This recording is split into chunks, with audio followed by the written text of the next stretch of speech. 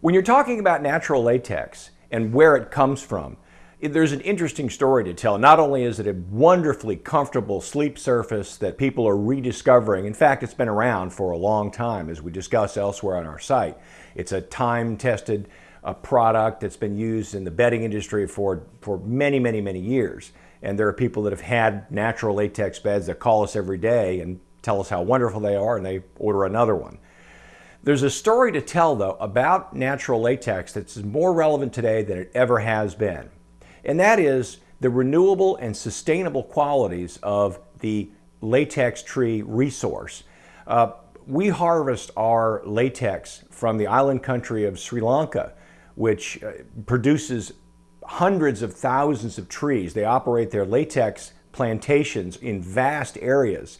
And the amount of natural latex that it takes to make one mattress is significant. It takes about the daily output of about 2,500 trees to make the average queen-size mattress. So you're talking about a vast amount of acreage and trees on a typical latex plantation. The distinction between natural latex and chemically derived or petroleum-based product latex materials, synthetic latex, urethane foam, is significant in today's climate, if you will. And that is that the renewable and sustainable qualities of a latex plantation are something that's a cycle, a complete circle of life, if you will. When a latex tree or a Hevea brasiliensis tree is planted, it starts out as a sapling about a foot tall. It's planted in a spot in the plantation. It takes about 5 or 6 years for the tree to grow substantially large enough to where it can actually produce a sizable volume of liquid latex. It's harvested on a daily basis. The trees are tapped daily, and it produces a significant amount of liquid latex each day.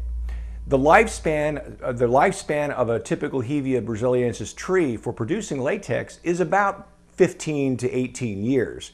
So by the time the tree is 20 years old, it shuts down. It's no longer capable of producing liquid latex. But that's not where the story ends. That's the best part.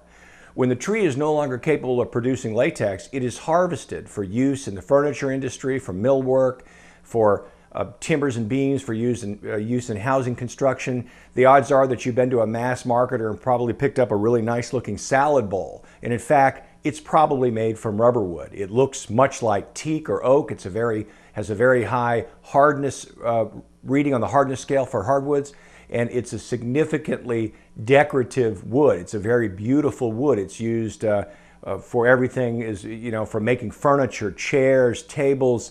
You've probably either have some furniture in your home or maybe some trim work on something that you own that is done in rubber wood. Once the tree is harvested, a new sapling, about a foot tall, is planted in its place, and the circle starts all over again.